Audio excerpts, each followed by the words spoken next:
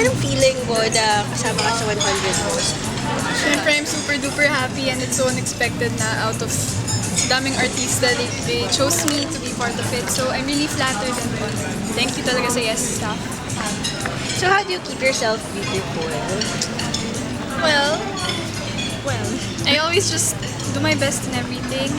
Always be confident and always be kind to the people you meet. That I think that's what can make you beautiful. So ano ba yung pinaka-beautiful na meron si Janelle Salvador?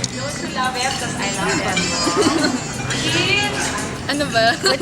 Para ano yung tingin mo sa part sa katawan mo or sa sarili mo, ano yung pinaka-maganda para sa'yo? Para sa akin, wala. Joke lang. Maybe yung waistline ko. Wow, anong waist? 23. Kasi compared sa shoulders ko, mukha siyang ano, so... Okay.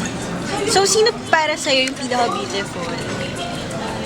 Yung kasama... Pwedeng Pwedeng girl. For me, I love Jessie Mendiola and Ann Curtis. Because I think they're such powerful girls and when I see them, parang maganda ba ako? They're really nakaka-degrade, so yun. Really, but you're beautiful naman, your own way. So, anong masabi mo na super hanggang ngayon, 1 year na successful pa rin yung Be Careful? Siyempre, I'm super duper happy at siyempre from the start, we didn't expect na it would reach 1 year. And it's my first teleserye, so I'm really, really happy about that. I'm so blessed.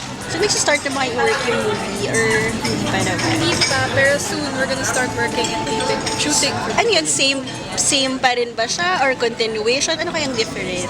Well, actually hindi ko rin alam, hindi pa nila sinasabi. Pero ang alam ko, it's a continuation. Okay, thank you. Thank you.